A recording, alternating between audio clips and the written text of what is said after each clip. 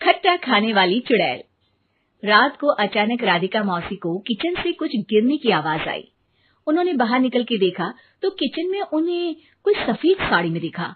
वो चीख पड़ी, हे भगवान, आलतू जलाल तू आई भला को टाल तू, आलतू जलाल तू आई भला को टाल तू। राधिका मौसी को चीखते सुनकर श्रवण बाहर आता है भागते हुए। अरे माँ, क्या हुआ? क्या देख लिया? दादी माँ आ गई क्या सपने में? अरे बेटा, रसोड़े में देख तो कौन है? श्रवण रसोड़े में झांक कर देखता है और उसे कोई नहीं दिखता अंदर। अब रसोड़े में तो कोई नहीं है माँ। कोई सफेद साड़ी में नहीं है क्या? नहीं माँ, कोई भी नहीं है। चिल्लम चिल्ली की आवाज सुनकर काजल भी वहां आ जाती है। अब क्या हो गया माँ जी? अरे बेटा, रसोड़े में एक चुड़ैल थी सफेद साड़ी में। अरे क्या कर रही थी वो अंदर? अरे बताया नहीं, कल आएगी ना तो पूछ लूंगी। चुड़ैल जी, आपका क्या प्लान है? माँ जी, रात बहुत हो गई है, आपने कोई बुरा सपना देखा होगा, चलिए सो जाइए। राधिका मौसी सोने तो चली जाती है पर उनको रात भर नींद ही नहीं आती। वो कुछ भी उलझुल बातें सोचने लगती है। कहीं चुड़ैल की वजह से तो घर में टेंशन नहीं हो रहा, कहीं उसी की वजह से तो वो दादी नहीं बन पा रही। सुबह जब राधिका मौसी रसोड़े में छानबीन करती है तो पाती है कि नींबू का अचार गायब है। चुड़ैल नींबू का अचार ले गई, मुझे तो ठीक नहीं लग रहा कुछ। चुड़ैल को भी पता है कि जिंदगी का असली मजा तो खट्टे में ही है।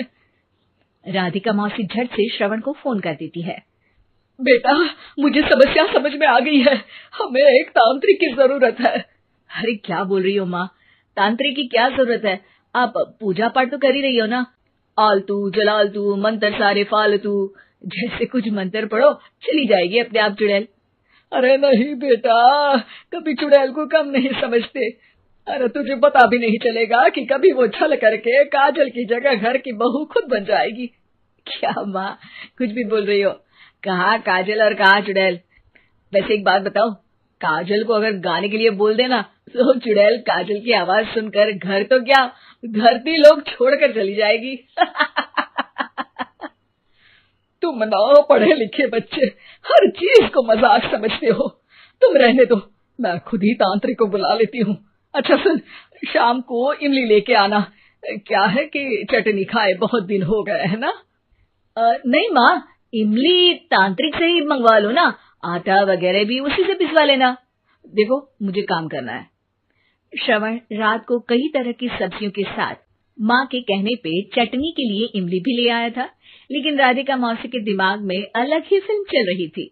उन्हें अब सिर्फ शक ही नहीं यकीन होने लगा था कि शायद चुड़ैल ने श्रवण पर अपना जाल बिछा दिया था, जिस वजह से श्रवण उनकी बात ही नहीं मान रहा था।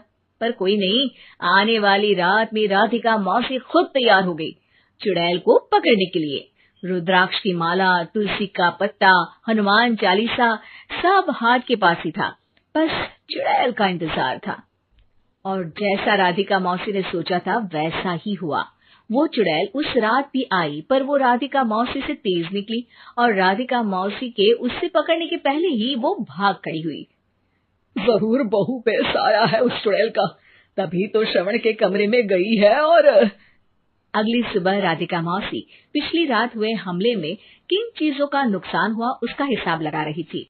उनके खेमे से एक आम के अचार की शीशी भी गायब हो चुकी थी और वो इमली भी जो कल श्रवण लेकर आया था। राधिका मौसी इस बारे में सोच ही रही थी कि श्रवण जल्दी से रसोड़े में आकर दवाइयों की पोटली ढूंढने लगता है। अरे बेटा, क्या हो गया?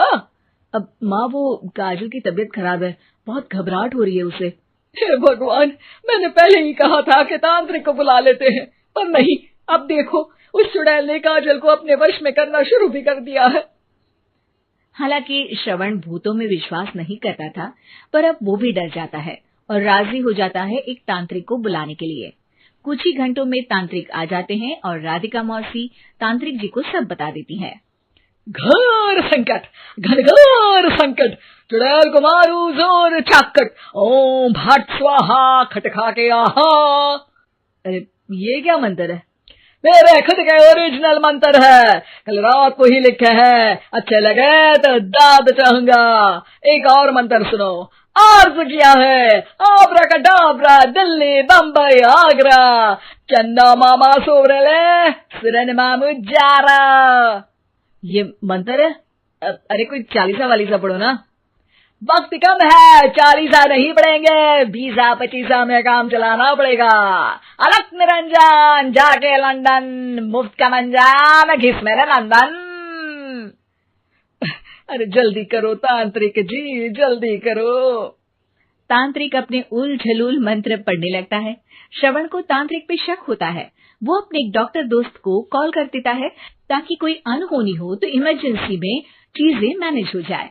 तांत्रिक धुनी रमाता है, जिसकी वजह से कमरे में काफी धुआं हो जाता है और जिसकी वजह से बहू की घबराहट बढ़ जाती है। अब भागेगी चुड़ैल। हाँ। बहू खांसते हुए धुएं से बचने के लिए बाहर चली जाती है। अरे भाग रही है, भाग रही है। पीछे पीछे श्रवण भी जाता है। बहू एक सोफे पर बैठ जाती है। तभी डॉक्टर दोस्त आ जाते हैं और श्रवण को पानी लाने के लिए कहते हैं। थोड़े चेकअप के बाद डॉक्टर कहते हैं, मेरे हिसाब से जाप का काम पूरा हो गया है। क्या मतलब? अरे कुछ भी नहीं माँ, कोई चुड़ैल नहीं है, खुशखबरी है, अब दादी बनने वाली है। मगर वो सब अचार के डब्बे। श्रवण दोनों अचार के डब्बे अपनी माँ को दिखाता है, जो कि उनके बिस्तर के नीचे छुपे हुए थे। आपने सही बोला था माँ, वो चुड़ैल काजल ही थी जो खट्टा खा रही थी। हमें कल ही पता चला, पर हमने आपको ये तांत्रिक वाला काम करने दिया ताकि आपको भरोसा हो जाए कि भूत वगैरह कुछ होता ही नहीं। अच्छा अच्छा, ये तो बड़ी खुशी की बात है। पर बेटा मुझे एक झाड़ू तो ला दे। क्यों माँ? ये तांत्रिक का भूत उतारती हूँ मैं। अब तांत्रिक राधा मौसी के डर से घर से भाग निकलता है और राधा मौसी उसके पीछे भागती है। अरे संकट ये घनघोर है, तांत्रिक मुआ चोर है।